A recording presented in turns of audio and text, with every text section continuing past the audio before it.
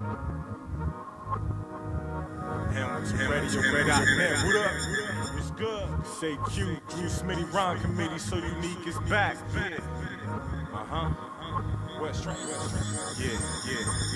Hip hop lives with me. You came from the streets, rhythm with a brick beat, who can MC. Metaphors and techniques made you have to check me. My dialect connect peace, lyrics that are wet sheets. Spit it raw and sexy. Shorty wanna F me, swerving to the left beat. On the grind and stress free. Bust a shot of dead beef, hit him in the headpiece. Warned you not to test me. Ice bars is Gretzky, slide it in your wifey. All the women love me. A slight touch of grimy, slice and half a dime piece. Knuckle rapper 5-piece, high looking Chinese. Muay Thai on IP, vivid on your widescreen. Eyes wide like high beams, too low to find me. Switching lanes like car thieves, Starsky and Hush trees. Roll up the best weed, firewater Hennessy. Ginseng for energy, holla mommy Ben Aki. He play hits, HamiltonRadio.net station. The Monk Show, I'm tuned in. He play hits, HamiltonRadio.net station. The Monk Show, I'm tuned in.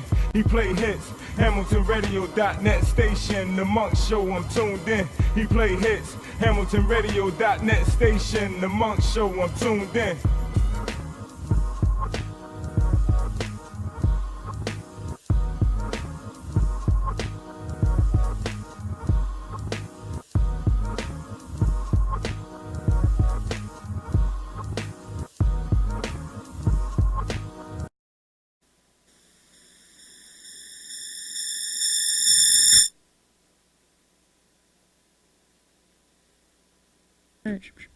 All right, peace. Peace, God. All right, we here tonight. We got Courtney Smith in the house. That's Celeste right. Tuffy is in the house. Hey. Tonight's topic is going to be about the police brutality and all the weird stuff that's been going on. Mm-hmm. We're going to take you from the beginning of this, like after slavery, like with the whole slave patrol thing. I got a science on that. We're going to big shout out to the Real News Network. Check them out there on YouTube, because I'm going to be playing a series of videos tonight that addresses the situation, because it's like out of hand. It's real crazy. We're going to address the shooting that just happened in Philly, was it yesterday or day before yesterday, where the guys had a shootout. They were serving a narcotics warrant, but then there was a video showing that the police was spraying fake blood on themselves. So, we're going to get into that, but it's a lot of science. This is education night. People need to be aware. We also will speak on how you can avoid these conflicts. You know what I'm saying? Or some of the ways. I can't say, like, what exactly will work for you, but it's certain things, like not being on the road by yourself at night unless your stuff is right. You know what I mean? Even though it could be right, you still a target. Because right now we are literally being targeted. And it's not just black people, it's white folks too. You know what I'm saying? So I got official people that's going to talk about that, in these videos. And we're going to get into it, man. Anything y'all want to, start with or something? Any points of thought before we get it started? No, I want to talk about, things that happen in the community and things that I've seen and things that I've been through. Because I've been through some things myself with police. Right. Yeah, me too. Right. So it's definitely want to express it tonight. We could definitely do that, but I want to get the first video started. Okay. And this is very educational. I took a minute to put the playlist together, to put it in kind of like an order, you know what I mean? So we could take it from the history where, people were explaining, where it's come from, and then we're going to take you back up until today's date, you know what I mean? And we're going to get deep with it. So, Rube, you got that first video queued up? Okay, this is the history of policing in America by the Real News Network. They're on YouTube. You can check them out. You know what I'm saying? Ruben, don't forget the background music, little background beats. I guess you can. There you go. Thank you, brother. I'll turn it down from out here. And that's pretty good. I need my background beats. You know what I mean? Might even play something during the videos, but that's this you, one. right, Rube? I mean, Ja, that's you. No, this is a chill hop. I'm playing okay. chill hop tonight, and I might put something on, but I gotta, kill it up and all that stuff. But the shout out to chill hop music. I've been rocking with y'all for some years now. This is show 428. Wow. Yeah, it's a lot. Rocking. Yeah, you know what I'm saying. Out. So at the same time, it was a lot of stuff we had to get here, and I feel like even this topic tonight, the reason why I'm doing this because I don't see nobody else talking about this.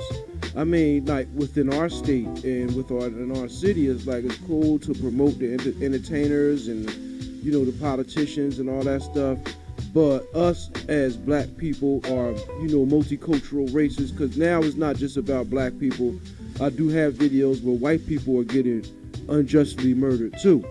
You know what I'm saying? So it ain't just that. So this first, I got some shocking information.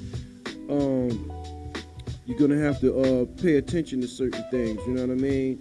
If you want to comment, excuse me, share the video around first. You know what I mean? And if you want to comment, you can call in. The number's right there on the screen. Is it? Can't see that far. If not, the number 609-807-2492. Call in. That's right. And let us know what you think, what's on your mind. Yeah, definitely. And definitely any situations of police brutality. Right. Turn her mic on, Rue. Is it on? I think so. Yeah. There you go. You have to talk into it. Well, he just probably turned it on. Turned it on. Yeah, so what you saying? Yeah, and definitely call in with any incidences of police brutality. We'd love to hear people's stories and show everybody that it's real. Right. My man Israel Valdez wanted to talk about a situation, so I'm gonna have to reach out to him because this is up his alley. Shout out to you, Israel. I'm gonna get with you, man. I should have called you. I was just busy, man. So much stuff going on. If you see this broadcast, man. Matter of fact, I'll try to, share it to your page or in your messenger and stuff so you can see this and, you can get involved. You know what I mean?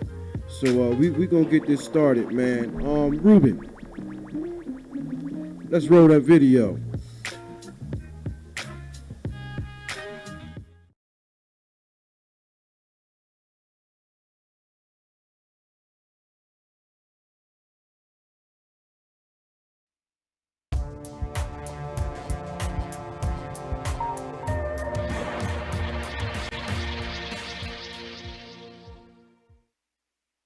Welcome to the Real News Network. I'm Jessica Devereaux in Washington.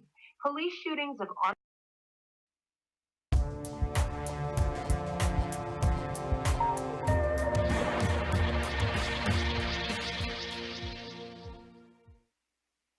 Welcome to the Real News Network. I'm Jessica Devereaux in Washington. Police shootings of unarmed black men and women, the Black Lives Matter movement, and the recent killing spree of police officers in Dallas have put race relations and policing front and center in the public discourse. However, in this discourse, history and facts are often distorted and overlooked.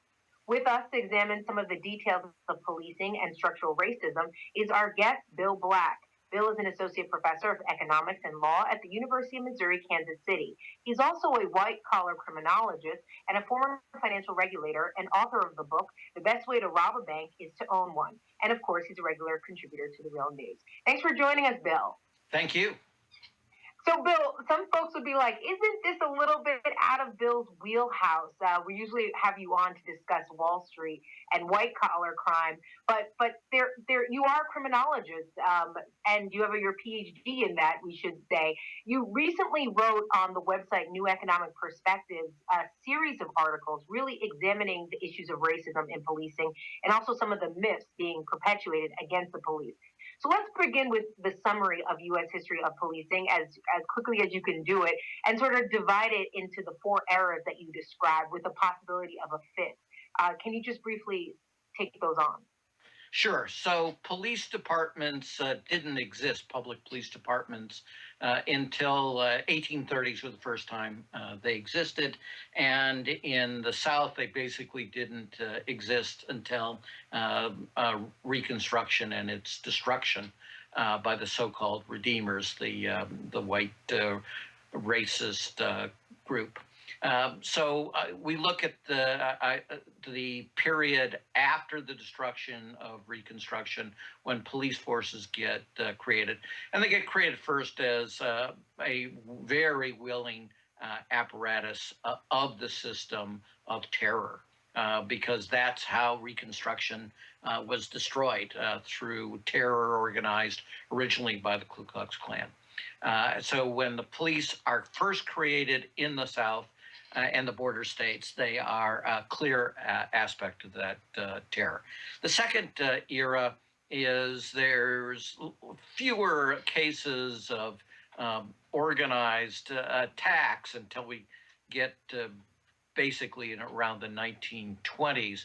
But there is the day-to-day racial systemic, we are going to suppress blacks and to some extent poor whites as well. And the police force is going to serve as our means. And that goes well beyond the South and the border states to very large numbers of police departments elsewhere. You get this flurry around the 1920s that, again, should be important to people thinking about things today, because it was aimed largely at fears of immigrants and such. But when you fear immigrants, you don't just attack immigrants, you attack blacks. And you don't just attack poor blacks, you attack often blacks that are doing well commercially, to destroy them. As in Tulsa, for example, and places where you actually had thriving black business communities that posed a commercial competition and were utterly destroyed in riots that were mostly not police, but the police, of course, not stepping in to prevent the riots against black folks. And you get in those that era, blacks fighting back, but of course they're horrifically outgunned and they're defeated in every case, as you expect, with large loss of civilian life. Next era is the era of malign neglect, right? This is truly Black lives don't matter. It's not even so much hostility, it's why would we go in and police these areas? They're dangerous, we might get hurt doing so, we don't much care. So if blacks kill blacks, no big deal. And it's this era that has the crime rates, particularly violent, the most serious violent crimes, murder, really severe assaults and armed robberies and such, just go to extremely high rates. So you finally then get an era where, roughly 25 years ago, where malign neglect gets rejected. Get rejected partly for political reasons, with the rise of, this goes back more than 25 years, but of the Southern strategy by Ronald Reagan and such, where he's going to make a big deal about black crime. And this is the era also when you have the myth that there's an epidemic of black super predators, and they use the word feral. Feral, primary meaning is a once tame animal that reverts to being wild. In other words, someone that had been enslaved and tamed and then becomes free and violent and such. So these are not figuratively dehumanizing. They are literally dehumanizing. That these criminals were not really fully human. They were subhuman, and that they lacked all empathy. They were cold, remorseless killers and such. And of course, this wasn't just a Republican Southern strategy. Infamously, Hillary Clinton adopted this super predator idea, and it led to this era of mass incarceration, the 100-to-1 sentencing severity for crack versus powdered cocaine. Tom Frank's new book goes through how Bill Clinton and the Republicans worked together when the Sentencing Commission, that's the professionals, say, look, this is terrible. It's a complete racial disparity. It makes no sense. Chemically, the crack and powder cocaine are the same. You have to end this division. And the Democrats, the Democratic Leadership Coalition under Bill Clinton, and the Republicans worked together to block the Sentencing Commission that was going to get rid of this disparity. So it's a paradox, right? Black lives now matter. They matter enormously, but the response is incredibly hostile to the Black community, and the idea that Black criminals are very different than other criminals, vastly more dangerous and such. It's the equivalent, if people have ever watched it, of Reefer Madness and such. It's all this thing about crack babies, and we're destroying the whole generations of Blacks, and the whole place is off the charts.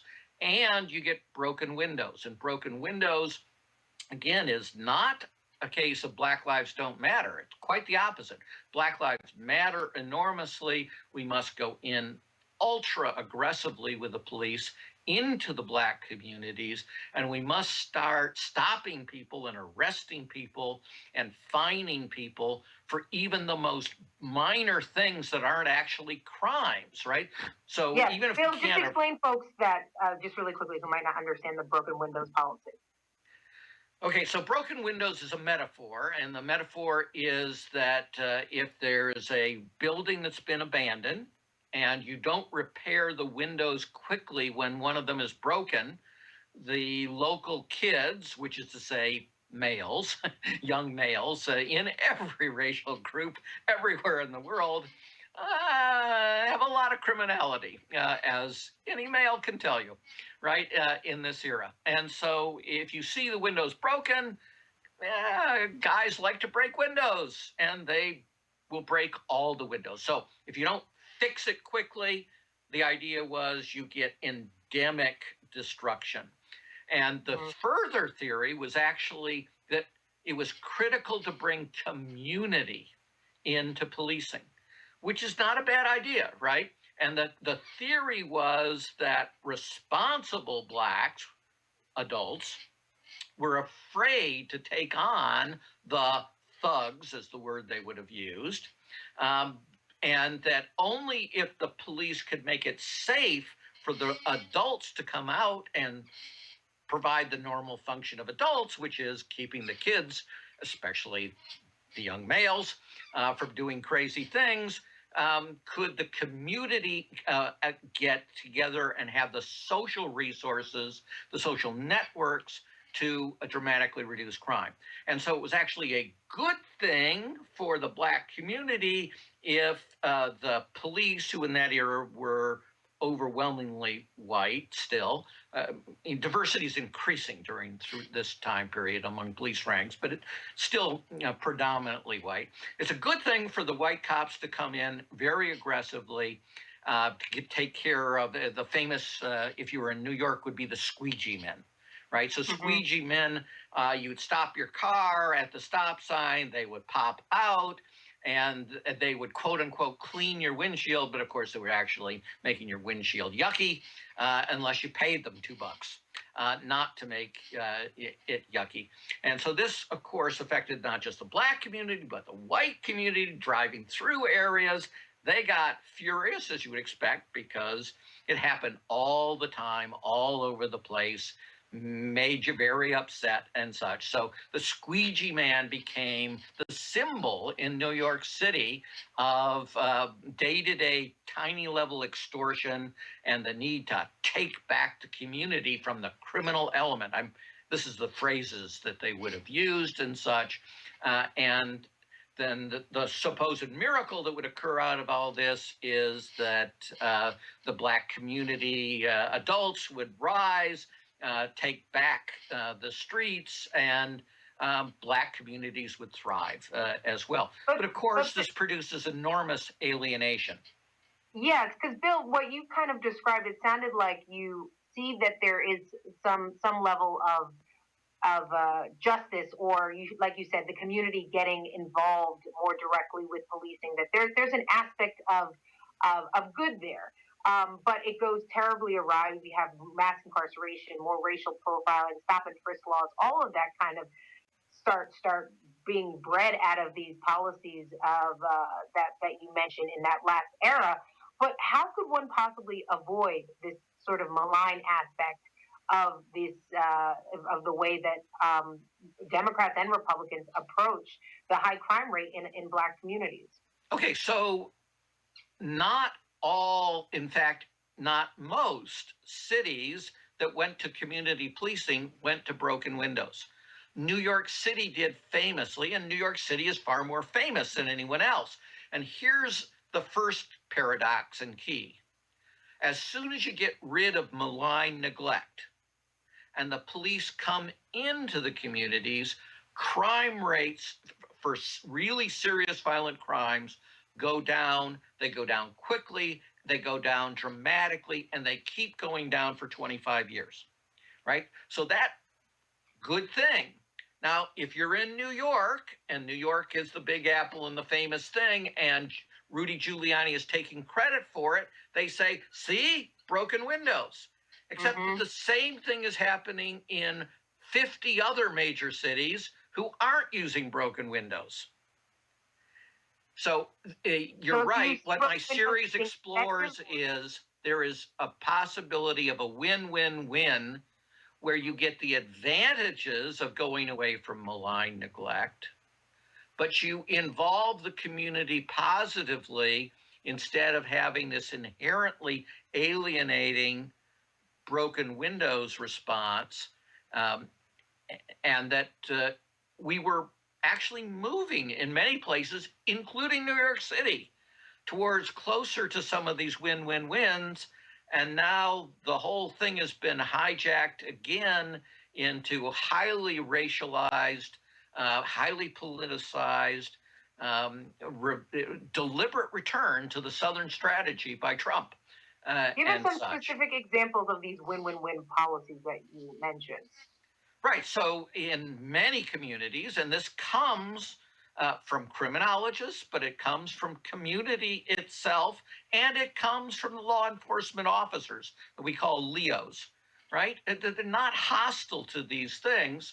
So you work with the community and you do prioritize violent crimes as one of the things you do, but you also, for example, there's a movement called ceasefire that some of the viewers may be familiar with. A lot of the violence does indeed, extreme violence, come associated with gangs. And the terrible things about gangs, again, they're shooting each other. But of course, when you shoot with automatic weapons and you're not very competent to begin with these weapons and you don't much care, you kill other people on top of that, and you create cycles of reprisal. And so the ceasefire movement, again, cooperative among the community, particularly Black and Latino communities, working with law enforcement officers, working with government officials and such, tries to intervene to stop this cycle of retribution and such. And in a number of cities, as long as the effort stays very active, they've been proven quite successful. That's an example. There's not a single cookie cutter thing that works everywhere. And as we'll, I hope, discuss in future points, it isn't all policing. In other words, guns, reducing people who are addicted to drugs that want to get off drugs, mental health centers, economics, right? That once we stop this mass criminalization, it gets vastly easier for people to get jobs. It's really hard to get jobs with that kind of criminal record. It gets a lot harder to form families, right? Not that many women want to get married to somebody that has an extensive criminal record and isn't going to be able to get a job. Or if you're in affordable housing, you can't have someone who, let's say, you're interested in even live with you because they have a criminal record. That's correct. So all of this gets in the way of marriage formation for people who want to be married as well. And, it is true that if you have more parents, that's the first step to creating a village is you got more people in the household who are actively pitching in, helping raise kids and such. And anybody who's had kids, we have three, knows how overwhelming it is to have kids. So it isn't just criminal justice system. It isn't just policing. It should be much broader.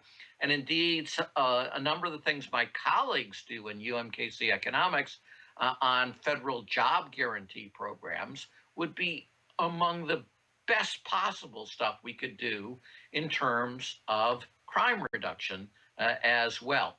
So we need to think much more broadly than is conventionally done. All right, Bill Black, always a pleasure having you on the program. Thank you so much for being with us. Thank you. And thank you for joining us on the Real News Network.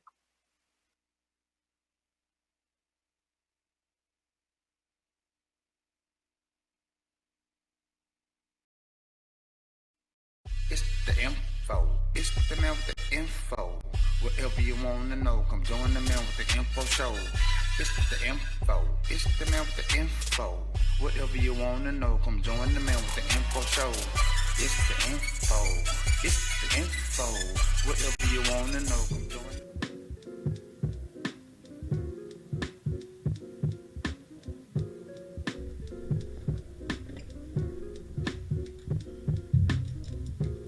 Okay, we back, and we're going to talk a little bit about that. We had a call in that I wasn't able to get to. So, Marlon, if you're still watching, you can call back now, and we'll take the call. Yeah, 609-807-2492. Call back in. And share the video around, and we're going to talk a little bit about what they were just talking about. And I'm sure there was some pointers in there that a lot of people probably didn't know about. Because when people think about police, they think about, oh, they just supposed to protect all of us. But it didn't start like that. It started as like basically a real slave patrol type of thing. You know what I'm saying? So that's a rude awakening. You know what I'm saying? What did y'all get out of it? Let's start with you, Celeste. Did you get anything out of that? I found it interesting because you really don't think about this, but when he broke down the aspects of why people aren't getting married as much in certain communities, and it's sad to say, but I mean, all of that is true. I mean, a lot it all ties in together. Yeah, even like apartment complexes, even whether it's through the government or not, they do a background check, or you can only have a certain amount of people living there, or they have guidelines that hinder anyone who they feel is criminalized. And now you can see how that all ties in to break up the families. Yeah. It's like a coordinated assault. You know what I'm saying? What's your thoughts, Courtney? Hey, I couldn't believe that if you got a criminal background, you can't live with? Yeah. You can't live. Like that's like in public housing. Or like you're on, I don't know exactly how Section 8 works, but like I know if you get some like apartment and you can't have nobody there, like a man can't be there. Or even someone, especially anyone if they had a criminal background, even if it's a female. Right. But even regular everyday apartment complexes, that is private companies that you pay, they do the same thing. For real? Now, yeah. I didn't know that. I thought you just had to be on like a government subsidy for that. A lot of private landlords don't care. Some do, and they do them, but like apartment complex, and a lot of them in the area, Tryon, Hamilton, Ewing, everywhere. Part of that application is credit and background check, and if you come back with certain charges or felonies, no, they're not going to give you the apartment. And of any race or women, man, so it just causes a lot of problems in the community. Yeah, it get kind of deep. It's a shame that we have so, was roughly about 300 million people in America. At least maybe about 60 to 70% of those people, I'd even say 80%, don't know how the police system was actually set up. Now, I knew this is a touchy subject, and it's probably the reason why you're not going to find a lot of people addressing this particular subject, but I did it wisely. You know what I'm saying? I know how to talk about stuff without just trashing everything. Yeah, you got so-called good cops, but my issue with that is those good cops, and what we just want to talk about, because the race issue is a thing. The race issue is a thing. Black cops in particular, how many of them know that the job that they have now started out as the slave patrol? Do you think they would have took that position if they was educated on that prior? You know what I mean? I don't know. You know what I'm saying? And I think a lot of people went into law enforcement blindly thinking that, yeah, you can make some changes and everything, but didn't realize the contingency plan that was already in place since like the 1800s. Right. You know what I'm saying? It was like something that you just got into and didn't know, and now you have to take orders, or if you don't do what you're told, now that blue code of silence, now you can be, something can happen to you. I did have a video, I'll probably play it later on, where another cop pulled over another cop, and they're both white cops. And one of the cops, he just didn't say nothing. He let him pull him over, said he was going to say, and he said he made a wrong turn. And he had a chance to flash his badge, but he didn't say nothing until the officer, he caught him in a lie, said he made a turn, it was an illegal turn. But then as the video goes on, you go back, then it wasn't an illegal turn. It was just like, I'm just pulling you over because, and this happens in these towns where there's not a lot going on. Right. You know, they just looking to pull you over, you know what I mean? Any type of excuse to pull you over, even if you're not doing nothing. So even if you do have license, registration, and insurance, and all your stuff is right, your car's in order, your inspection sticker, all of that, that doesn't mean that you're not going to get pulled. Now, this is, it's critical to what state, county, and township you're riding through. You know what I'm saying? Some of them are more lenient, like, hey, I just want to do my shift and go home. And they're really watching for, like, knucklehead speed, and they're doing something stupid, or your joint ain't right.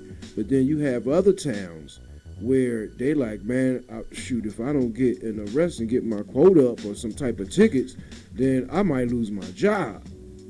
You know what I'm saying? Yeah. So this is another reason why, these type of things going on top of the whole, what the guy just said is like, it was specifically made to get black people back into the system. The slave patrol, and this is tonight's topic. You know what I mean? I don't know. Did he get the message? Like, Marley, if you want to call in, you better do it now. You can still do it, but when the video playing, I would have to put you on hold. So share the video around. You know what I mean? I'm trying to share it in different messages and stuff, but I'm gonna go back to doing the groups, and we're gonna get ready for the next video. You ready for the next video? Sure. This is the slave patrol then and now. Okay. And this kind of breaks down what the last guy was saying, but more of a visual. Okay. And more particular about, the time it started and some of the reasons, and then we're going to move into a few other videos. You know what I mean? Let me go into the comments, because I have to see the comments. I'm trying to, keep in touch with the comments, because sometimes I don't do that. I'm so busy sharing. Let's see who's in here. We got a couple people in here right now. Israel Valez. Can you hear me? Well, you know what? This is like a 30-second delay, so he's probably not gonna hear that till like 30 seconds later. I know you wanted to come on the show to address a particular topic, and this is one of the reasons I said I'm going to do this tonight. So when you hear this, get the number off the screen. It's 609-807-2492. Call in. We got to take a couple minutes, and you can talk about your situation. You know what I mean? Because things is out of hand. Peace, Pharaoh Najee. How you doing? Shout out to Marlon Montfort. Shout out to my man Cuban. You know what I'm saying? They tuned in with us tonight. There was more comments than that. But anyway, we about to get into this video, and if you call in, we'll probably have to put you on hold to the video. The next video is like an 8-minute video. So we're going to get in this because I want to give you the history is this education night. You know what I'm saying? About actually what's going on. You know what I'm saying? It's critical that we address some of these things and get you open to what could really happen to us as a people. And yes, they might have been directed towards African Americans or black people, because this is a worldwide thing. It's just not local. You know what I mean? But see, as you can see, I have some videos where even white folks is being harassed by the police too, and it's not defined by whether they are poor or rich. The same thing is happening to them too, due to the state you live in, and you know what I mean. And in the state you live in the county, and the township you're in, does make a difference, because everybody not doing this. You know what I'm saying? And I can kind of say that for some of the areas sometimes like you just don't see it like that because they're focused on other things. You know what I mean? So I'm not going to throw the whole country under the bus, but these things are going on, and you can see it. It's on the news, and it's getting critical. And as the show goes on, I'm going to hit you with some more harder stuff. So, Rue, cue that video up, man. If y'all want to call in, you're going to have to hold on, because I was trying to take that little space, but I got to keep it moving, because I want to.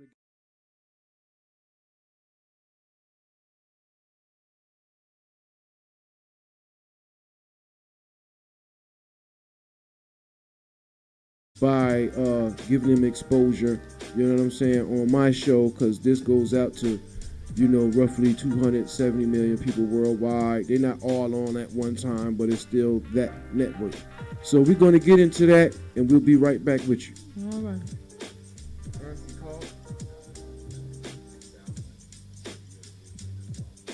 For real? Oh, man.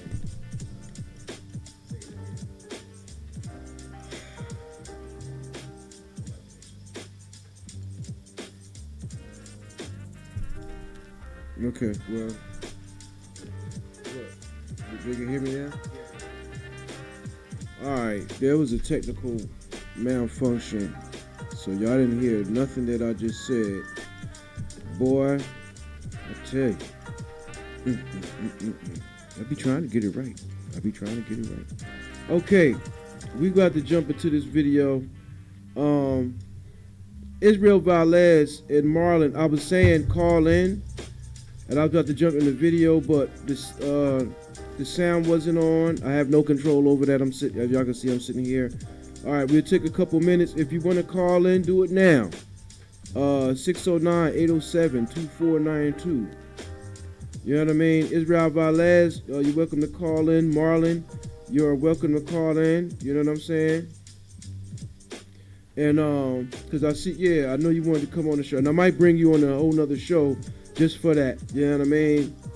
I'm talking to Israel Valaz, so if you get a chance, I'm gonna, you know, give you a minute or so before we go into this video.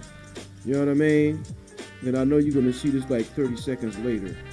You know what I mean? So go ahead, call that number 609-807-2492.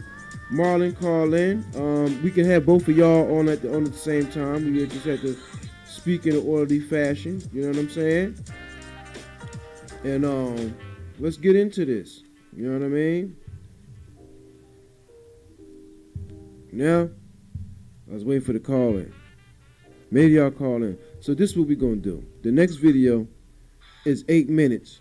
Y'all can call in during the video, and we'll just put you on hold, and when we come back, we can get into it. So let's run that video. This is the Slave Patrol Then and Now.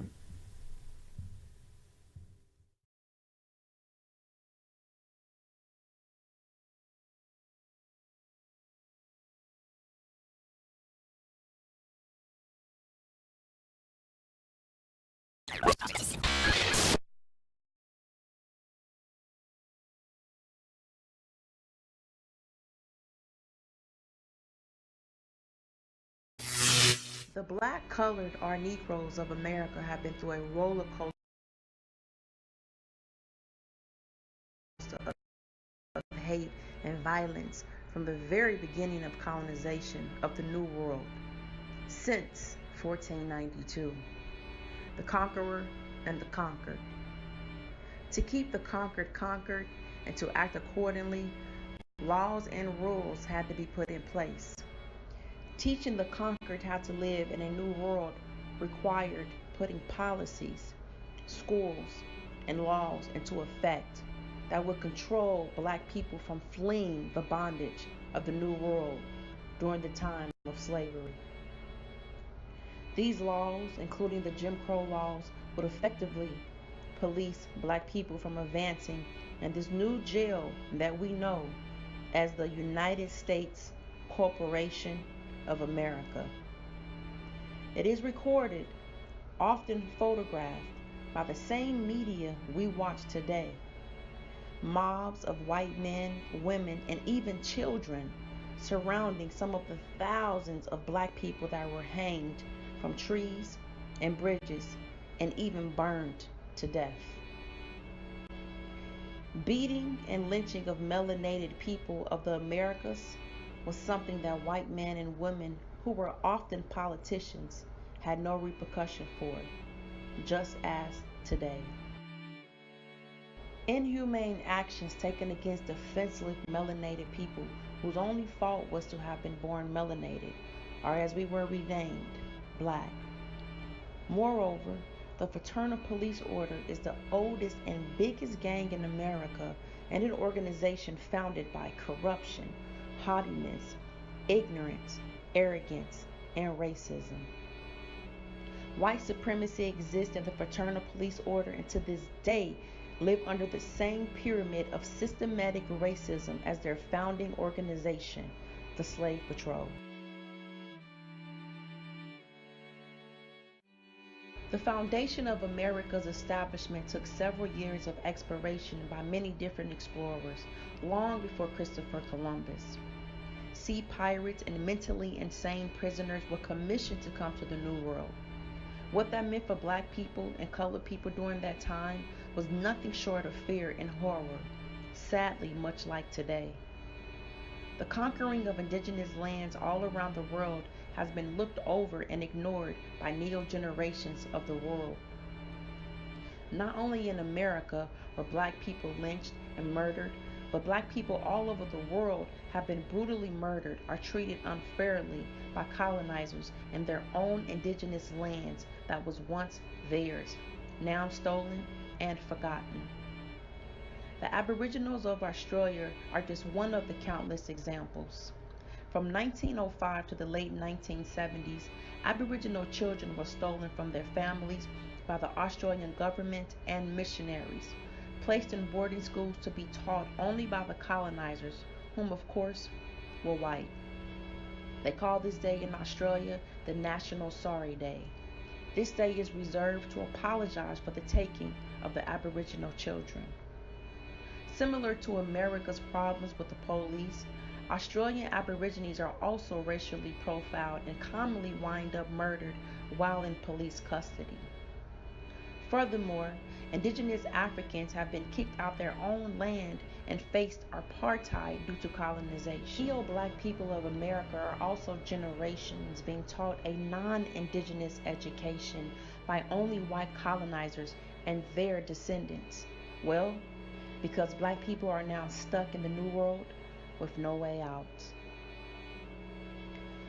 The Slave Patrol was founded in 1704 in South Carolina and like a wildfire quickly spread throughout the southern states, eventually making its way to the northern states where many black people were running to, longing to find freedom and to escape the South's inhumane treatment.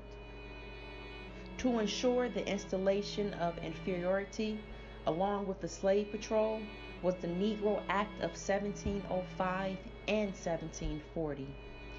Under this statute, which remained lawful for almost a century, black people could not grow their own foods, earn their own money, move around freely with other black people, roam without a pass or proper identification, comparable to what we call today a driver's license or ID card. The Boston Police is the first police force in America, founded in 1630, which first started off as an all-white group of night watchers that protected rich white men's properties. By 1838, the Boston law enforcement now had day watchers to police black people who were trying to flee from slavery and this new world. By 1854, the day and night watchers became the Boston Police Department. It wasn't until 1865 that slavery got abolished. The police, sheriffs, and deputies have always played a part in the killings of black people for hundreds of years, and nothing has changed. Why are black people of this era so shocked of the mistreatment of melanated people in America by the police? Where do black people go from here? Unfortunately, the plan was to create a new world order from the very beginning of the creation of the evil United States of America. Furthermore, black people of then and now have always easily accepted what the colonizers have taught. For instance, the word black. The word black is just a stigma of slavery, a word created by racists, one being Johannes Blumenbach, a racist German anthropologist whom America calls the father of anthropology. He came up with the 5 divisions of the races. He thought white people were superior, perfect, and mindsets continue to remain in this way. The word black is hardly worth any honor. When the African American, Negro, or black people can find the inner strength to defy their years of conditioning and refuse to be a disciple of conformity, he will recognize what the colonizers planned against melanated people all over this world for what it is: a stigma of slavery, mental and physical control. Now in 2018, melanated people still terrified for their lives by the demonic police and the New World Order government. Melanated people, it's time to wake up.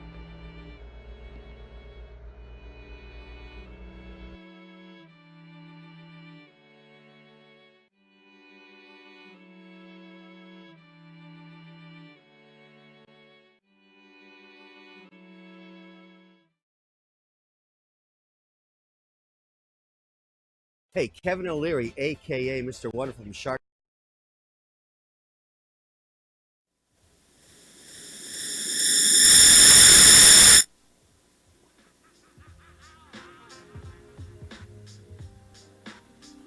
Mic check 1, 2. Okay, Israel, I'm waiting for that call, man. You can call. Go ahead, call back in. Marlon, if you're still on, you're still listening, go ahead back and call back in. I can have you both on the line at the same time. Pardon that last segment. There was a technical difficulty where you couldn't hear us, talking. The mics was on mute for some reason, and but we're gonna keep it moving. And so you go ahead and call back in. Like I said, the topic of the night is police brutality, and I want to take it back from the history up into today's date. It's crazy. If you got a Facebook, and even if you don't have a Facebook, you can just watch regular TV and see all the stuff that's going on, man. It's just so crazy right now with the police. It's like real belligerent right now. It's like right up in your face with it, like to the point where you may believe you're a tax-paying, law-abiding citizen, but it doesn't matter. You're still a victim. And it's not restricted to a particular color.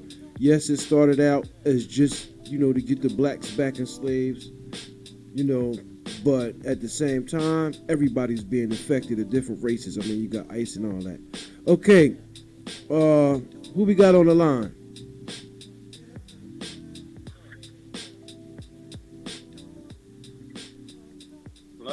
Hello. Yeah. Okay, you're live on the Monk Show. What's your name, bruh? Hey, I'm with Dizzy, man. Oh, what's up, man? So that's good. This Israel, right? It is. Yep. Okay. Now I remember we spoke before about the subject about you coming on the show. So this is like the perfect time for you to talk about your experience, because I'm gonna let you tell them. Go ahead and tell them what happened.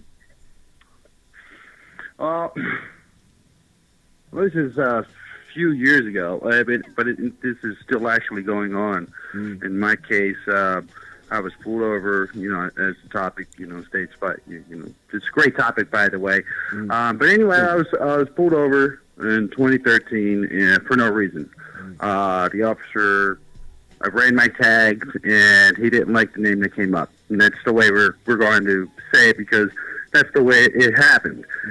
You can hear it in the video itself. As soon as I got the video later on in time, I didn't find out exactly what was going on. But anyway, I get pulled over for no reason by a New Jersey state trooper who runs my tags for no reason and just pulls me over.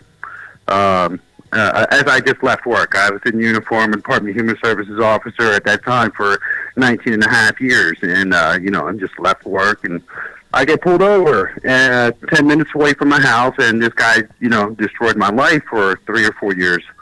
And my experience is it's what they do. As I was listening to the video, they literally sit up, wait, and with this new technology, they run your tags. They know who you are. It comes up on their database, and if they don't like you, they come after you.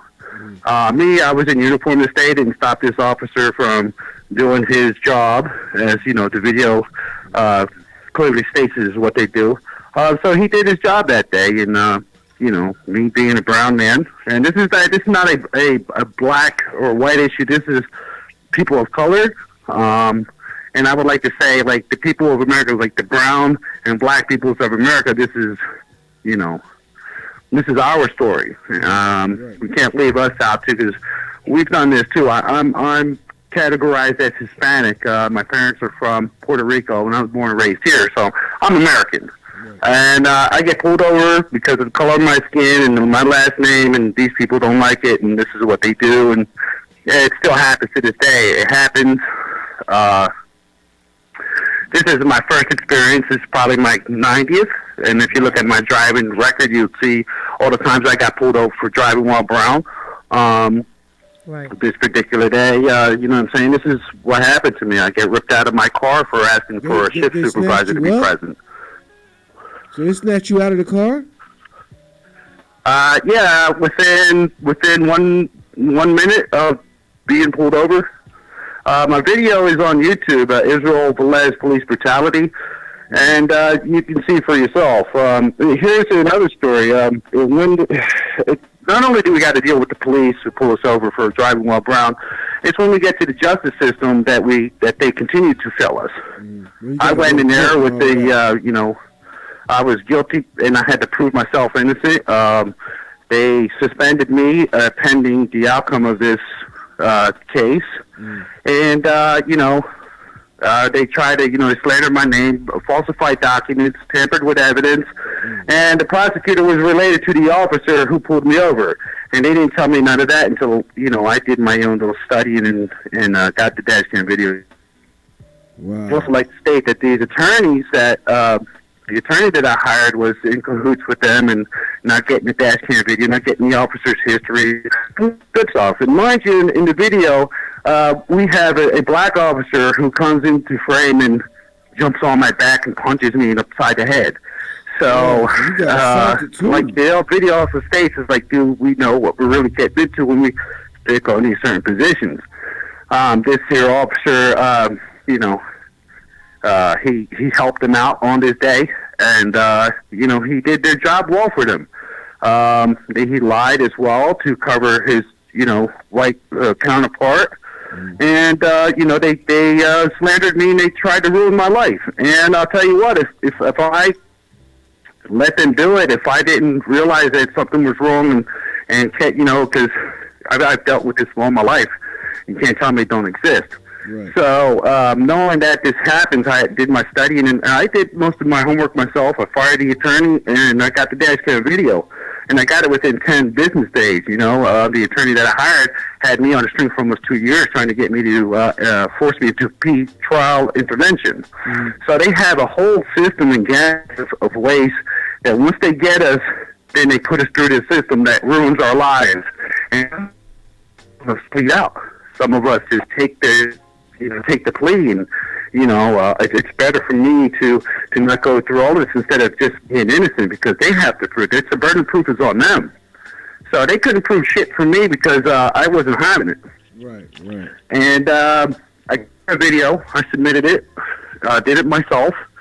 And I got my job back. You know what I'm saying? The officers were, they dropped it. Listen, they were going to give me 5 years, okay? Because they said that I beat up these 2 officers. And they said that I did and had all of these weird weapons in my car and all of this other crazy stuff. And they, like, literally took this to Superior Court and tried to give me 5 years. And had I had not done what I had just stated, I wouldn't be I'd just probably be getting out of jail right about now, and probably on probation. Wow, and you were in uniform when this happened. So now I'm forced to pay these tickets that this officer wrote suspiciously. I mean, the story is just getting better and better as we go on. So after I get my life back, I got my job back, right? Okay, so now I got to get my license back. Charges were dropped against the officers because I got the dash cam video. None of that shit that they said happened. None of it. So the indictable charges were dismissed. So now I have to deal with a disorderly person and 7 tickets. And now, 3 years into it, it finally goes back to Hamilton Township because we go from Superior to municipal. And then once it gets to municipal, I put my motions for dismissal in. I put 2 motions for dismissal in. They weren't giving me a court date, and they were dragging it out and dragging it out and dragging it out. And we're talking about 2 years now. 2 years from 2013. We're in almost 2017 as I'm talking to you, right? So next thing I know, we're going to speak to the prosecutor at Hamilton. He's telling me they're not going to downgrade none of the tickets, because I didn't do nothing that day. So, and the officers falsified these documents. Why should I be forced to pay these tickets? So my deal is I'm innocent. I'm not paying shit. Here's the video. Throw these tickets out. So that's how I go into Hamilton. And they arrested me. They arrested me for pleading innocent. I was falsely arrested last year, 2018, and I was put in jail for 12 days for shit that happened in 2013. Statute of limitations or violations and all of that good stuff. I would like to state this. I don't have a constitutional right, because if I had a constitutional right, none of this would have happened to me. But as I'm finding out, me and anybody else who's like me, the Constitution don't protect us. It doesn't. And I'm just sitting over here trying to figure how a policeman who's related to a prosecutor can falsify and tamper with documents and then falsely arrest me, can continue to get away with this shit. When clearly that's the way it is. And I don't know if any of y'all know about Marcus Jeter, but they tried to do this to him in Bergen County. I had a video I was going to play about him later on. Right. And especially about the Philly shooting that just happened. I seen a video where they was spraying the fake blood. Did you see that yet? No, I haven't, no. Yeah, you're going to see it tonight. I'm going to play it probably after this next video, because I dedicated this whole show to this particular subject, and then I thought about you, and I know you wanted to talk about it, and I said, well, let me share it to him. So, hopefully he's not too busy so he can, get his story out. My story, it's long and arduous, and I'll tell you now, the judges that have seen and put this in front of them have turned a blind eye to justice. They're supposed to be there to help make sure that this fucking bullshit doesn't happen to innocent people. Right. And I'm sitting in front of the judge with my driver's license and all of my credentials to beat all of these tickets that they said that I didn't have, or it was illegal, blah, blah, blah.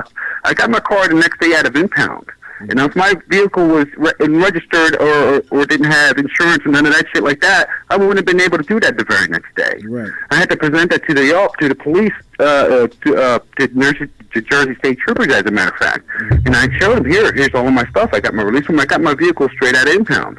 So now when I go to present all of this stuff to Hamilton, it's they don't want to hear it. No, you didn't have it then. Yes, I did have it then. I had it the very next day. I just got pulled over for driving while brown, and nobody wants to realize that was the case. So I'm being punished because of that officer and his problem that he has with brown people. Right. So I'm being punished for being brown in America. I can't cross over and, from, let's say I was working in West Trenton. And then I go over to Hamilton, so I'm crossing, down 129, and they're always sitting down over there, and that's where they were. So he runs in my tags, comes zooming on at me. I did something that never happened. And then he said, I beat him up, and I did this, that, and the other thing, and I don't get no justice until, 5, 6, 7, 8 years later, I'm still fighting this. I still don't have no justice. Although I got my job back, I still got arrested in 2018. I still have to pay some of these fines and how do you call the fees for this shit to get my license back? But then when I beat it, they say I'm supposed to get all this money back. But yeah, it's just they're trying to get me to give up. The system is designed to get us to give up, give in, and just forget about what's going on with it. Right. And I'm just not designed that way. So. Hence me having to call the show. I'm trying to get my story out because I know there's other people out there like me. I know my story's not the only one, but what is everybody else doing about it? Right. I mean, this is I need some help because I'm a lonely freaking guy over here. I can't do it by myself. Like I said, this is one of the reasons I decided to do this show on it because I see so much going on, and I noticed that a lot of the other shows is not touching on this. And it's at a critical time where somebody needs to do this so other people can get their voice out about these particular situations because this is happening on a daily basis. Every day there's that type of injustice that happened to you is happening to multiple people, especially black and brown people, on a daily basis, but they don't have a voice nowhere. Now, this is going out to 270 million people worldwide. No, they're not all at one time, but it's, still got that outreach with this internet radio thing. So I try to use my platform in a positive way. You know what I mean? To get these type of these truths out that happen to us. Because, a lot of times when you're telling somebody, they tend not to believe you and they'll try to put you at fault like, well, you must have did something. And you didn't have to do nothing. That's why I asked you, you was in uniform and all that still happened to you, and they see you working, man. You either coming or going to the job, and you still have to go because this is the type of stuff they do to cover up their flaws. You know you're fucked up, but now you want to cover it up and trump charges up and all this stuff. And I'm listening to what you said. You said they imagine me. They were ready to take my pension. You know what I mean? I think it's designed like that. They pull over the working man, so now the state gets their money back. Mm-hmm. They were going to take my pension. They took my heart. And look, I worked like 19 freaking years, you know what I'm saying, for the Department of Human Services. And, I was removed just like that. And so now they wanted my car. They wanted to take my life. They wanted to take my rights. And now they want to take my pension and the rest of everything that I was ready to, I was planning on retiring, had a career for the Department of Human Services. You know what I'm saying? I've never, was a criminal or I'm a criminal. And to be treated as one, and especially working where I worked. We work side by side with these guys, and to be disrespected by this guy and not dealt with the respect and dignity and the courtesy like they're supposed to be treated. Like I just simply asked the officer why I was pulled over, and he immediately became irate. And I was like, well, whoa. You know what I mean? It's like he blew my mind. It's like, well, wow. It's like, whoa, he just must have had a bad day, or he don't like brown people, or I don't know. I can't get into the head with people like that. I don't know what it is. All I know is that happened to me, and I can only figure that this man has a problem, and this is a statement in the country. They're all a gang, and they're all, like the video states. And, sure, it's all transformed, and they have their ways to stop us from getting further in America. We get further in America if we're constantly in court, constantly being pulled over for felonious tickets and, being pulled over driving while black, and now we got to pay $50, $60 here and $25 court fee there.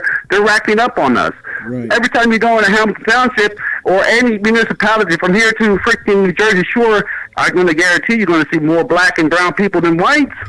And I'm not saying that to say that other than that's the truth. You can't deny. Right. Hamilton paying all my fines, and guess who was all up in there? All Hispanics and blacks. Mm-hmm. So they got a racket on us. We're paying. And you know what? It's not like they're taking this money and doing something with the Jersey, because Jersey's falling apart. What are they doing with all this money? Whose pockets is going into? Who's going to get my pension money? Whose pocket was going to go into to pay off the bills down the shore, the beach houses, some shit? Did you know that Jersey was the last state to abolish slavery? New Jersey was everybody else had knocked it off, even the South. Oh, yes, I know, I understand. I also understand that the Jersey troopers have modeled themselves after, the Gestapo and their uniforms, man. Right. That's what's I call it, listen, I've dealt with this shit in New Jersey so much, I just call it New Germany and just got it over with. Damn. You know what I'm saying? It's just New Germany, and that's it, period. And I hate to say that because I love New Jersey. I love going over there. But the problem with me trying to get from here to the Jersey Shore to enjoy my time, I can't because I'm getting pulled over by these cats. I'm getting pulled over and they're waiting and they're just waiting for us. Right. I can't go spend my money without having to spend triple money because now I got to pay tickets and then I got to go to the boardwalk and try to have a good time, and I can't because I got to fear for the cops on the way home. Right. Man, there's no life for us right here. You know what I'm saying? That's no way to live. I gotta live bro. I gotta live now with my camera ready. I got my camera like I pull out a gun and it's as fast as that. That's how crazy it's got. I literally have to drive around with my camera on the go, on the ready for the next cop to pull me over because I don't trust none of them anymore. I don't. And if there are good ones out there, I haven't seen none of them. I know a few, but I don't see them on the road. You're right. How do you tell the difference? You know what I'm saying? Like, we say that they're good cops and stuff, but how do you really tell the difference between a good one and a bad one when you don't see that, little to no justice? Well, I'll tell you what. I think we'll be waiting a very long time before these good cops start arresting these bad cops or start turning in these bad cops. Because you know what? They're getting a bad rap now, too. Right. Nobody wants to be a cop. Nobody wants to deal with a cop. I had to listen. I'll put it to you this way. I had to move out of Hamilton because of this incident. I had to get out of the place where I was living for the past 7 years and paying taxes and patronizing all of the places over there. And this is the thanks that they gave me. Wow. This is what they did to me. I had to get out. I moved. I'm out of there. As soon as I come over to Marshall, I'm dealing with the same shit over here. Yeah, it's rough over there, too. It's Commonwealth, too. So, yeah, they're getting down like that. It seems as though the point is, like, no matter if you're a law-abiding, tax-paying citizen, a person who contributes to society, it seems like that doesn't matter. If you're a black or brown person, even now in cases even white or poor white, so even rich, because you see they cracking down on even the elite are getting cracked down, like what just happened with Epstein. You know what I'm saying? Right. They're saying he committed suicide. Now that's even questionable. Did he even die? Because I seen a picture with him that was supposed to be dead and him alive, and the ears and the nose didn't match up. Yeah, listen, I'll tell you, crazy, I was talking to my wife about this. If I was a billionaire, okay, and I had all of this money, and now I work in an institution where if somebody's on suicide watch, they're not being watched every half hour. There's a door open, and the cat's sitting in front of that door, and they can't have shit in their room. Nothing, not a blanket, zero.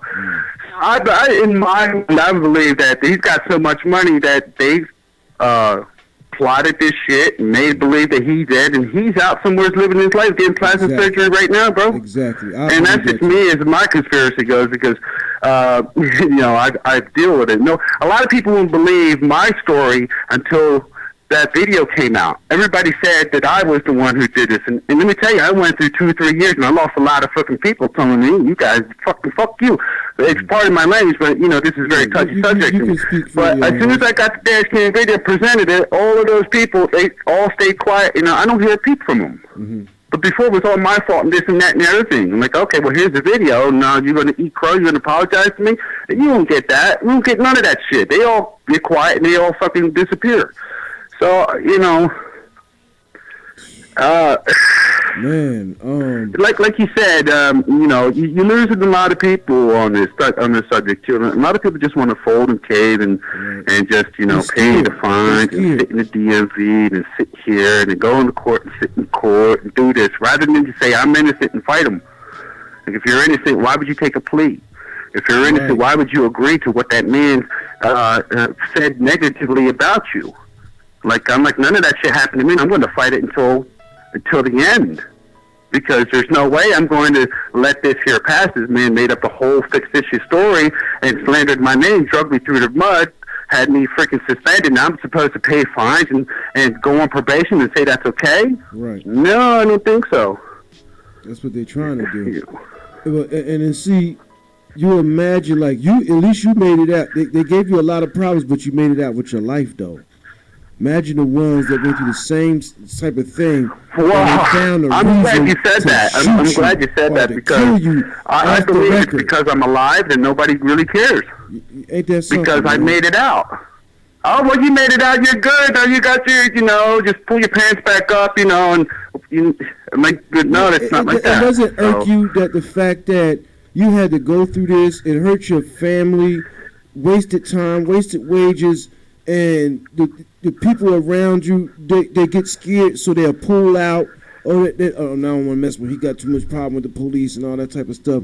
That really shows you who's in your corner and who's not. And a lot of times when it does fail, you find yourself standing by yourself. You know what I mean? Absolutely. And that's what this, you know, when I started this show, I started for the music and producers and stuff, but I felt like a responsibility to talk about real stuff. So over the years, I would always do this, you know, take a time to, aside from the entertainment and all that, to talk about real issues that's addressing our people. You know what I'm saying? That's affecting our people. Sure. You know, worldwide, because it's I'm not just into in having a America. great time too. Like, you know, for the longest time, they stole who I was from me, and it took me a while to get to where I'm at right now, to be able to talk about this and to be able to start laughing a little bit, you know. But for the longest time, that wasn't the case. They robbed me of a lot of years and of a lot of close family members throughout this whole shit, you know. And I don't need an apology. As a matter of fact, when I go into court to try to get justice, I don't even get the... You know, it's a shame that the time and effort, like you said, that was spent to try to get justice in this here justice system, it just doesn't work when you're, you know, a person of color, because they're not going to sacrifice, in my case, they're not going to sacrifice the prosecutor and that state trooper and the Hamilton police officer for one Hispanic male. Okay, they're not going to sacrifice their three combined, you know, whatever that they have all combined together, the officers plus, you know, the reputation of whatever this prosecutor is. They're not going to do that, because who am I? I'm nobody. They're prosecutors, and you know, it's their word against mine. But when I come with the facts stating that I'm 100% innocent, I don't get the justice. I don't get those people serving their time for lying and perjury. I don't get the, you know, the justice for them falsifying documents and putting me through shit. I don't see them being, you know, suspended pending an investigation. I don't see none of that happening to them. But they gave it to me for driving while brown. I don't, you know, the scales are definitely not balanced here. Right. And I believe that more people just need to know about it. It's the message just ain't getting out. I don't think everybody's just seeing everybody's happening, and you know, everybody's just, you know, don't want to address it. Me, the next time I get pulled over, I'm filing a complaint on this cop, and you know, they better leave me alone. Because, you know, my right to travel and my right to run free in America is my rights, and they can't infringe on that. That's what these constitutional rights for. The Fourth, Fifth Amendment, the First Amendment, Second Amendment. I mean, come on. We're under a freaking attack here. You know, had I had pleaded out to this, I wouldn't be able to go get me a firearm, which was desperately needed for everybody. I think everybody who's a sane person, I'm going to go sane person, anybody who is in positions that they have to protect their homes, in positions that, you know, they're going to need, in these time of days, we need to bear arms. Because we don't have bear arms, these government's going to come in, and they're going to freaking think, they're going to come after us first. That's what they're going to do. If we ain't got no fucking arms, we ain't got no nothing, we ain't got no rights, then they're going to tread all over us. And you know what? That's it's why a shame because every time they put us through the system, it makes it harder for people of color to go ahead and Right. to bear arms to protect themselves from these assholes who are trying to take whatever freaking life that we have in America away from us. Right, and I'm going to show evidence of that tonight through some of the videos we're going to be playing, because that's the exact topic right there. How they are trying to strip you of your rights or whatever you have, you know, to instill the executive orders or martial law. Those laws don't hurt criminals. They hurt law-abiding citizens. All these gun laws and all that stuff, like, it's so ridiculous to watch the TV, the newscasters talk about, oh, we're going to do this, and the politicians, or we're going to do this, but you're not addressing the criminals. The law doesn't apply to a criminal. He's not going to a gun store to get the gun he's going to shoot you with. He's getting that off the street. Then we have the issue in Chicago where they're just dropping guns off in alleyways, boxes full of them. You know what I'm saying? And the black people in those communities, the black and brown people in those communities are speaking out against that. Like, you know, they're actually saying that all those murders that Chicago have is not all black people.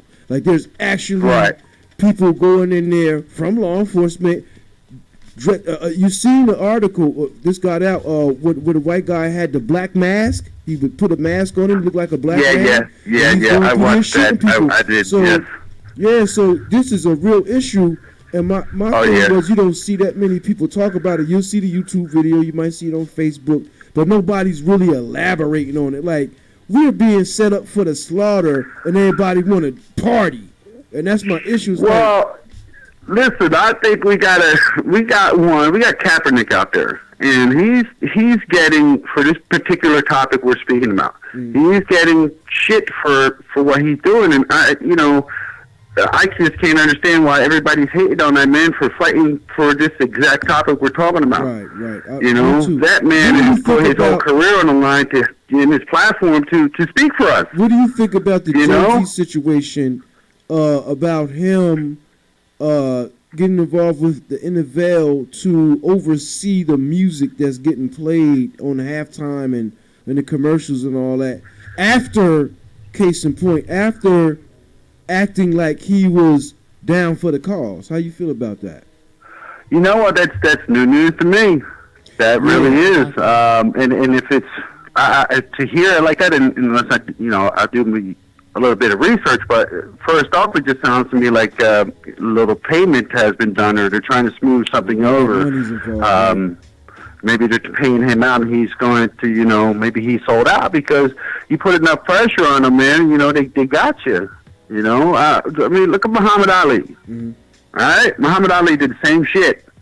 And the next thing you know, his tune has changed. Mm-hmm. And now he's fighting and battling this weird disease that's it's killing our greatest hero. Mm-hmm. Me, I would think that, in his platform, maybe they slipped him something, some weird conspiracy bullshit. And now they silenced, a once prominent, civil rights, a fighter for the cause for us. And it seems to me like that's what they do to everybody who speaks out. Right. Everybody who just wants equality. Everybody wants to just be left alone from that bullshit. Like, we're not all criminals. And like I said, not all cops are criminals. I'm not speaking about all policemen. Mm-hmm. Like I know a lot who are good, but we're the ones who are helping us get justice at. Right. I went down to have an investigation. I went to the Justice Complex to file against the prosecutors, and it was all internal investigations. And they sent me a letter that says, yes, we investigated ourselves, and we find that we didn't do nothing wrong. I'm like, well, how did you investigate yourself? Wow. You can't investigate yourselves. Well, I need an outside independent person to come in and investigate. You guys, this is a cover-up. You don't want to sacrifice those three for this Puerto Rican. I already know that's the way it is. Because if it wasn't, I wouldn't be sitting here speaking to you, because what I'm saying, I'd be getting my life back together. I would had won my case earlier in court, and I wouldn't be dealing with none of this if the justice system was correct. If the justice system did me right, I wouldn't be speaking to you about this topic, because I would have got justice. They would have left me alone. I would have had my job, or within that first 3 or 4 months. But they drug this shit out till still now it's still being drug out. You know what I'm saying? It's come on. I'm not stupid. I wasn't born yesterday. I was born on a day but it sure wasn't yesterday. And just to have my intelligence insulted like that by these people, who are supposed to be professional, who are supposed to, who we thought were supposed to do all of these things, but as more and more access to the internet comes out, and the more people are starting to see that where these policing came from and where the tactics are and where they modeled it from. Right. And this is why I'm doing the show tonight, to show you where it was modeled from. It's actually the slave patrol in modern day times. We have a lot of the Ku Klux Klan has infiltrated the police force, politicians, a lot of jobs from the low. We talk about from the garbage man to the casinos to Wall Street. They're infiltrated already. Right. And we have to have a keen eye right now to be able to identify this stuff as we're trying to do our business and go about our life. Now we have to really pay attention to this stuff because they're throwing it in our face now. It's like right up close and personal. Well, you know what they say, bro. Ignorance of the law is no excuse. And they're banking on it. The more people that don't know what's going on, the more money they're making off of them. Right. And that's it in a nutshell. Okay, so keep the masses stupid, keep them on Fox News with that stupid shit or whatever they want to do, and you got some docile people who's going to follow what the master says, And that's how it's going down. Yeah, well, it's getting bad out there. I'm not trying to blame Trump. This shit's always been here. Yeah, Trump just woke up a lot of ones that was, staying quiet. He just woke them up, but they were always there. I don't blame Trump because, when Bush was in there, Bush was doing the same shit. Bush got us on the false flag, got us in another country that we ain't even supposed to be there. And that's a whole other topic. Too. But, Obama too. You know what I'm saying? Like, Obama didn't necessarily do anything great for black people. Matter of fact, more black people got incarcerated under his 2 terms than most of the other presidents, even under Bush. Well, and the Clintons were the one who started this mass incarceration shit, man. Listen, they speak on this bail reform now. So you can't bail yourself out. So if you're an innocent man, you got to stay in jail. So what's up with that? Bail reform. You heard about it. I know you know about it. Explain to me, do you know the ins and outs of that? Because I'm not completely versed on how bail reform works. I'll tell you what, it was happening when I got arrested last year. Okay, they put me in jail for 12 days. It was just a straight 12 days. And I couldn't bail myself out. And mind you, I'm suffering from post-traumatic stress from all of this. Okay, so now I'm under duress, threat, and coercion that's going into, since this isn't happened, back into court. I don't know, 6, 7, 8, 9 times in the past 5, 6 years, and I have to go in front of these same people who've done this to me. This shit is not easy. This puts a lot of stress and strain in, on your soul. And let me tell you, I had to go back in there. It was hard. They threw me in jail like I was some kind of criminal, and there was no way for me getting out because the judge did not want to read the evidence. They didn't want to see my 2. They didn't want to see nothing that I submitted.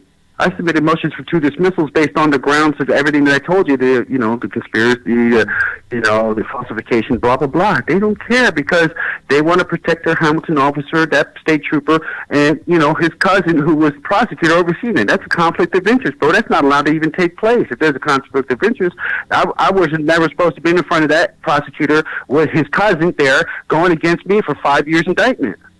They were banking on me not being educated. They were banking on me being stupid. They were banking on me not knowing that ignorance of the law. You know what I'm saying? They're not banking on it. They were banking on me just saying, giving up and paying that shit and just go ahead and go. So why they put my money in their pocket, my pension money in their pocket, my whole career in their pocket.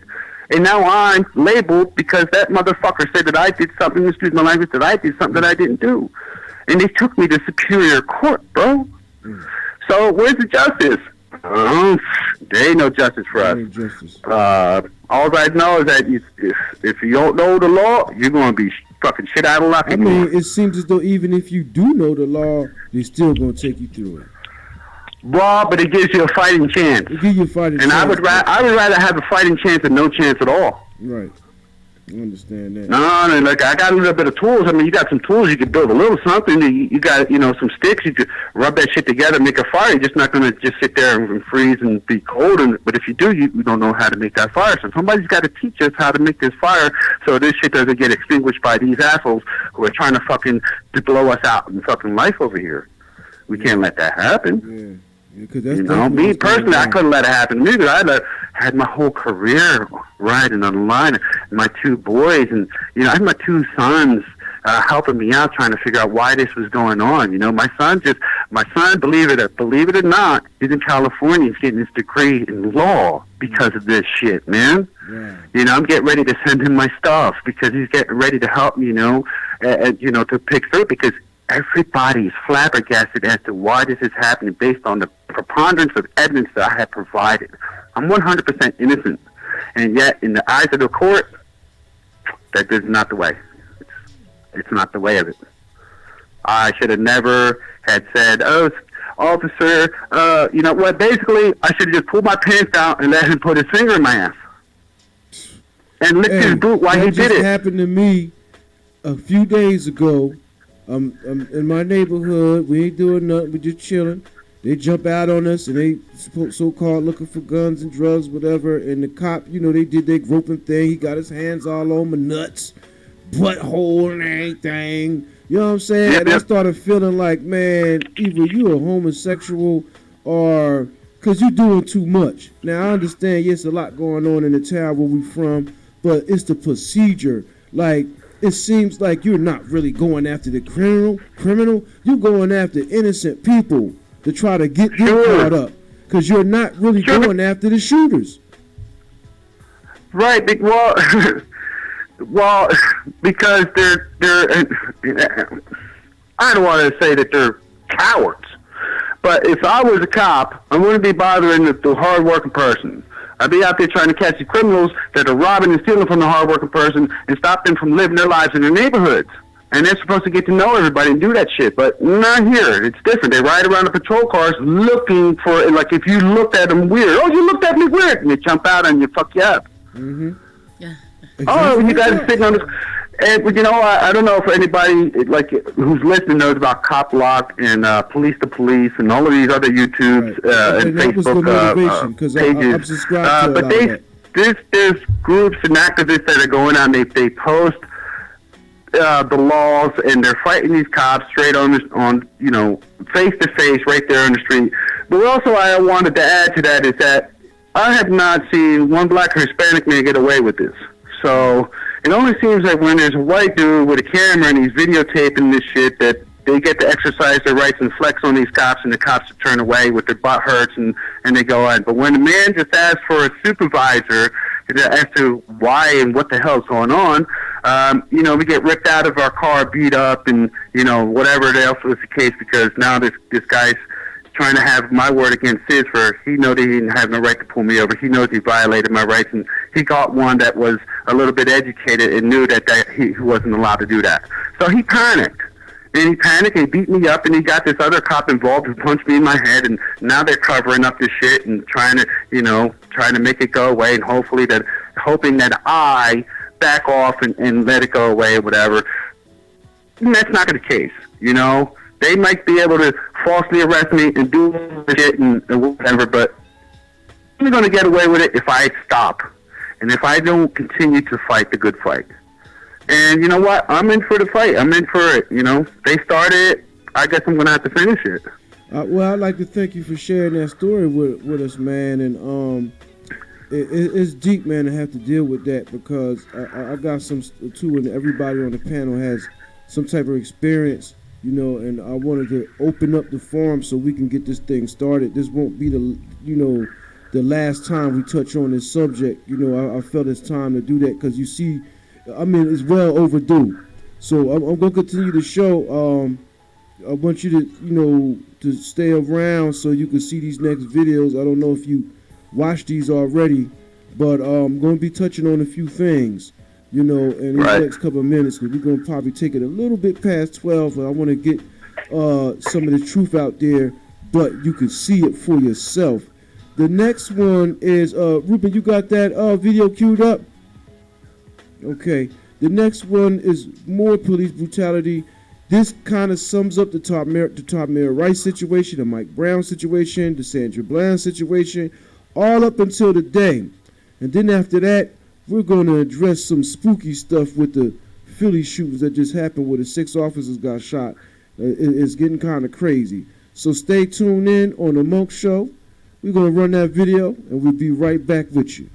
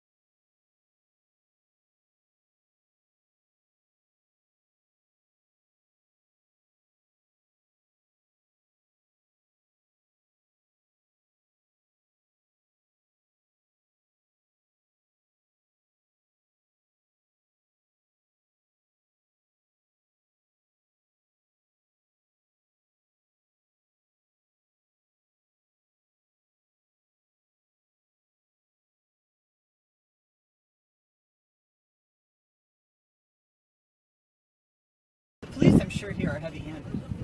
And I can hear people yelling. What's happening? Yeah. They're trying to get these people out of this car here, sweetie. I don't know why, but it's looking kind of weird.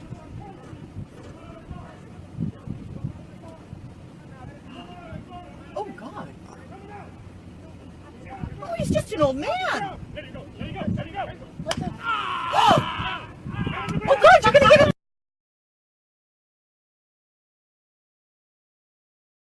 Let it go. Let it go. Let it go. What the? Oh!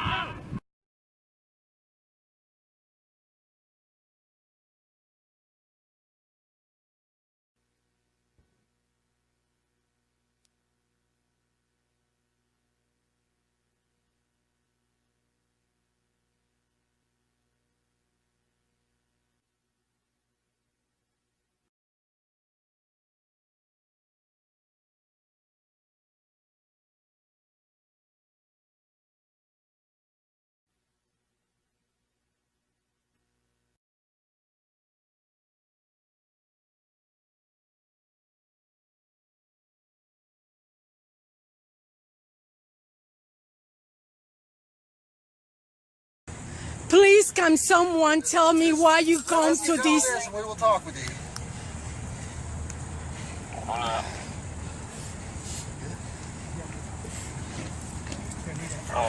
you. Luis, are you okay?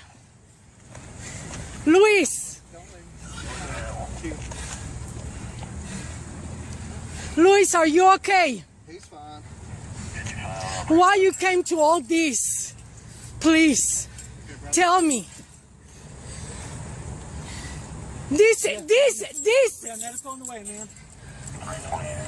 This person, our youngest daughter, has been treating us like crap. Okay, we understand. Hey, man, can you do me a favor real quick? Yes. Okay. I want to get this under control. What I need you to do is I need an ID from you. And I need an ID from you, okay? I understand that there was a domestic here.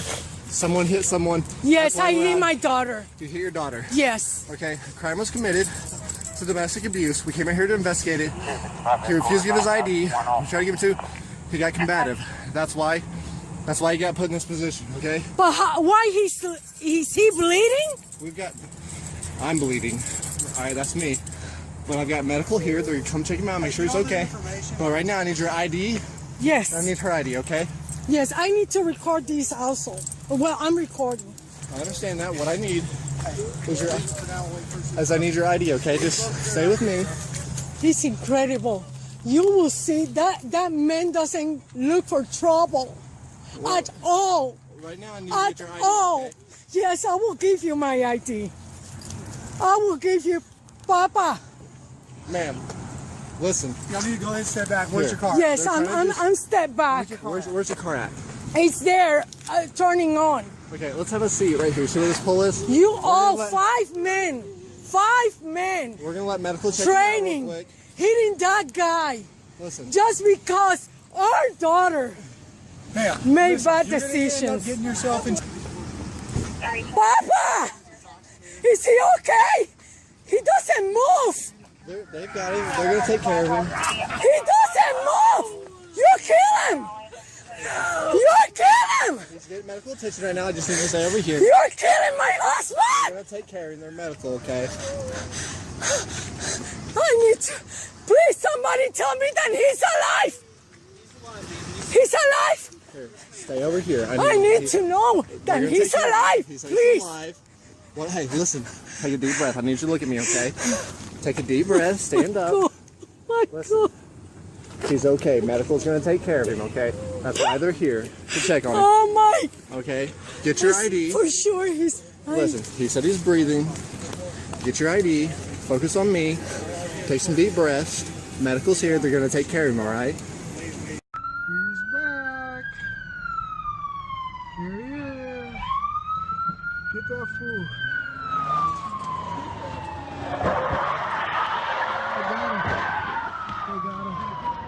I got him. Oh shit.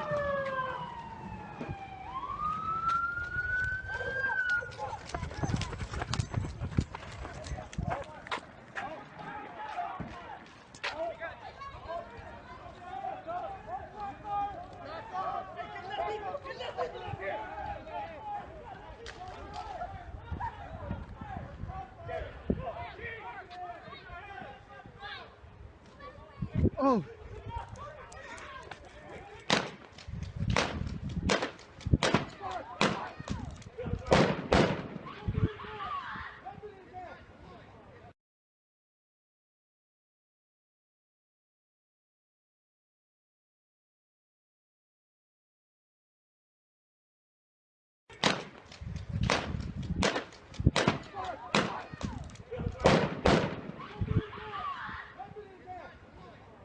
So here's the wonderful. I'm representing the man, and you want 90 seconds, so I'm going to give it to you. That counts as part of your 90 seconds. That's all right, I ran over here, heard this was going on, so I just didn't get a step back. Thank you very much. What's your name, sir, and where are you from? Humanities. Pete Martino from Epsom. Thank you. You don't need this. You really don't. I was a colonel, I'm a retired colonel in the Marine Corps. I saw a sign back there that said, we want more Mayberry and less Fallujah. And I spent a year in Fallujah. And you know what? When I first got there, I didn't have armored Humvees, and I traveled over 10,000 miles over there. And sometimes you got to deal with and go with what you have.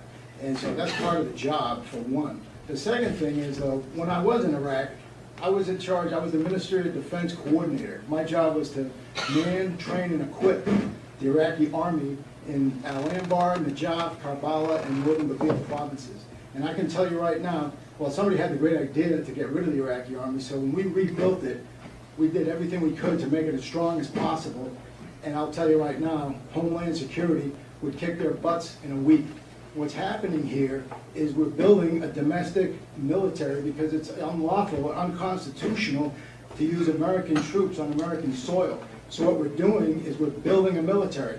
My best friend, who's a SWAT officer in Nashua, who came to Iraq with me to train the Iraqi police, sent me an email with a picture of him in the media on the streets of Watertown, Mass, wearing the exact same combat gear that we had in Iraq, only it was a different color.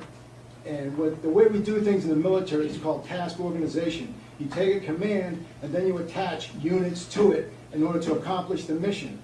What's happening is Homeland Security is pre-staging gear, equipment, consistent. What they're trying to do is use standardized vehicles, standardized equipment. I saw a picture in the Boston Globe during the marathon bombing where there was a state police officer, actually there were two officers, they both had identical helmets, flak jackets, weapons, everything I wore in Iraq, only it was all blue. The officer on one side had a big patch on his back that said Massachusetts State Police. Another officer next to him, his patch said Boston Police. And so what we're doing here, and let's not kid about it, we're building a domestic army and we're shrinking the military because the government is afraid of its own citizens. The last time more than 10 terrorists were in the same place at one time was September 11th, and all these vehicles in the world wouldn't have prevented it, nor would it have helped anybody. So I don't know where we're going to use this many vehicles and this many troops. Concord is just one little cog in the wheel. We're building an army over here, and I can't believe that people aren't seeing it. Is everybody blind? That's all. I'll take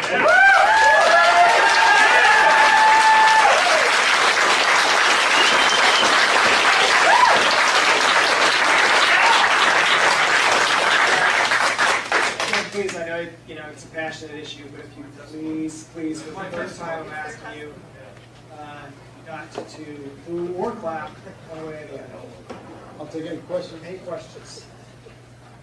My wife always told my kids there's always free cheese in the mousetrap. All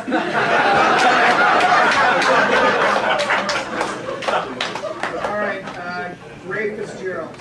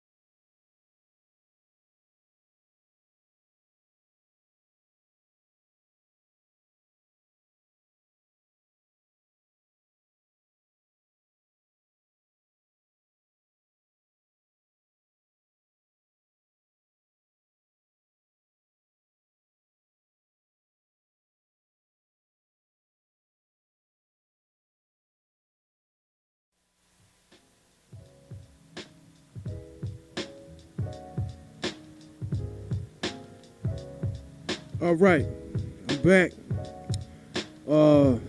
Man, you know, it's crazy. You know, I had to address the situation tonight, and this is probably one of many that I'm gonna do in between promoting the artists and stuff like that. Time's winding down. I have this one last video I want y'all to see.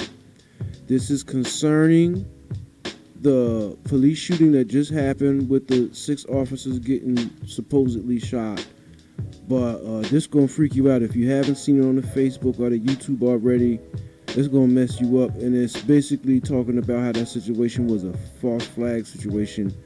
And you know, basically, I'm just play the video so you can see for yourself. And I'm gonna close the show out with that. You know what I'm saying? And I'll see you next week. We got Pretty Tsunami coming in next week. And get ready for that. Tune in next week, Friday. Pretty Tsunami will be here. She's a Trenton artist doing her thing. And, you know, we're going to get into that. So check this video out. You know what I mean? And I'll see y'all next week. Roll that video, man.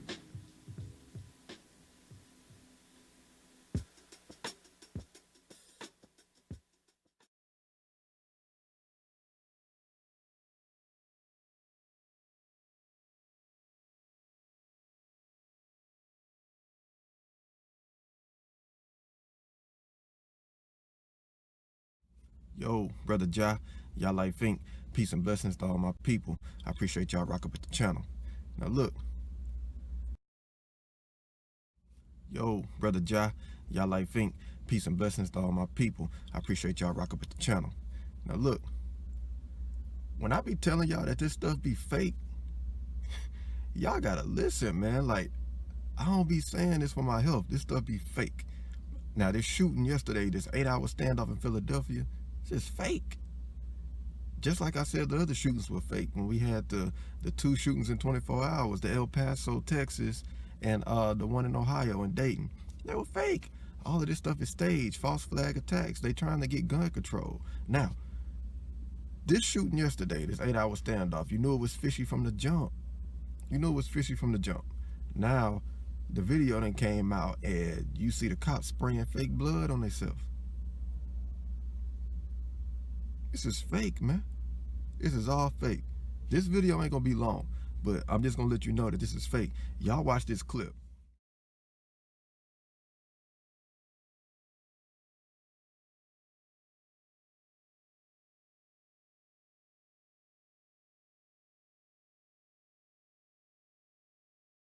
You see what I'm saying?